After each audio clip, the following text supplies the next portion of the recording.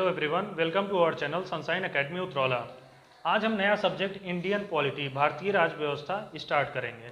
भारतीय राज्य व्यवस्था में इंडियन पॉलिटी में हम सबसे पहले जो बात करेंगे वो डेवलपमेंट ऑफ इंडियन कॉन्स्टिट्यूशन की बात करेंगे। अगर हम कॉन्स्टिट्यूशन संविधान की बात करें तो संविधान हम किसे कहते हैं? संविधान एक रिटेन डॉक्यूमेंट होता है जो किसी भी देश की सरकार को, गवर्नमेंट को, उनको देश को कैसे कंट्रोल करना है, कैसे रेगुलेट करना है, इसके बारे में बताता है। और उस डॉक्यूमेंट में जो गवर्नमेंट होती है उनकी शक्तियां और उनके जिम्मेदारी के बारे में लिखा होता है। तो आइए हम देखते हैं सबसे पहले रेगुलेटिंग एक्ट 1773। अगर हम बात करें भारतीय संविधान की शुरुआत की, तो भारतीय संविधान की शुरुआत हम 1773 से ही मानते हैं। तो देखें कि रेगुलेटिंग एक्ट 1773 में क्या क्या किया गया। पहला पॉइंट है हमारा, the first step was taken by the British parliament to control and regulate the East India Company in India. British parliament के द्वारा सबसे पहला कदम उठाया गया था ईस्ट इंडिया कंपनी को रेगुलेट और कंट्रोल करने का। दूसरे पॉइंट की बात करें हम तो क्या हुआ, it designated the governor of Bengal as the governor general of Bengal.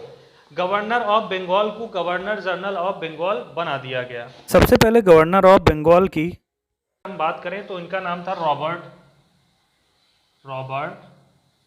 Clive, CLIVE। और पहले गवर्नर जनरल की अगर बात करें तो उनका नाम था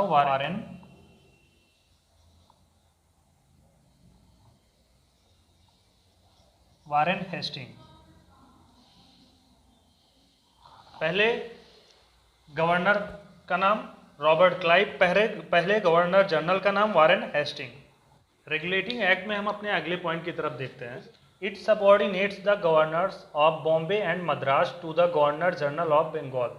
क्या किया गया कि governor of Bombay and governor of Madras, इनको किसके अधीनस्थ कर दिया गया? गवर्नर जनरल ऑफ बंगाल के अधीनस्थ, इनके अधीन, इनके अंडर कर दिया गया। अगला पॉइंट है हमारा, the supreme court was established at Fort William, Calcutta as the apex court in 1774। Supreme court की स्थापना की गई 1774 में। कहाँ पे? कलकत्ता फोर्ट विलियम में। और सुप्रीम कोर्ट को ही हम क्या बोलते हैं? एपेक्स कोर्ट, मतलब शीर्ष कोर्ट, जो हेड ऑफ द कोर्ट होता है, सभी कोर्ट का जो हेड होता है उस समय। और क्या है, देयर वेयर 4 जजेस including the chief justice. Chief justice को मिला के 4 जज थे उस समय सुप्रीम कोर्ट में। और चीफ जस्टिस का नाम क्या था हमारा? Sir Elijah Impey. Sir Elijah Impey जो चीफ जस्टिस थे उनका नाम था।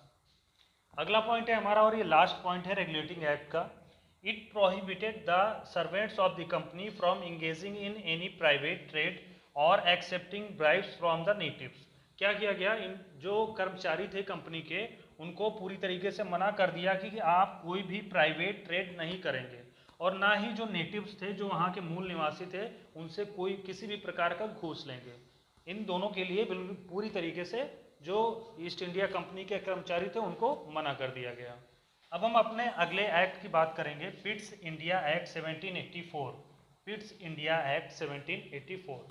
पहले पॉइंट की तरफ देखते हैं, distinguished between commercial and political function of the company.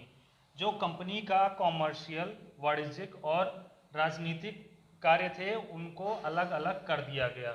East India company के जो कॉमर्शियल फंक्शंस थे और पॉलिटिकल फंक्शन थे उनको अलग कर दिया गया।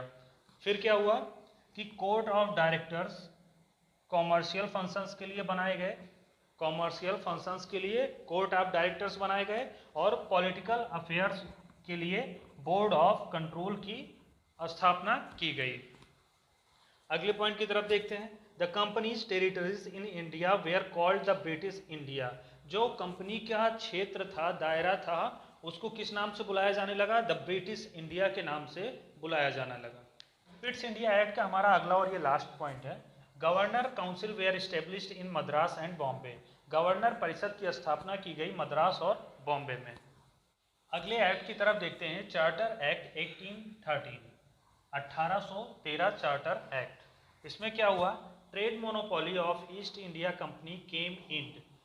जो ट्रेड मोनोपोली थी, सिर्फ जो थी कंपनी वो अकेले व्यापार कर रही थी, वो बंद कर दिया गया।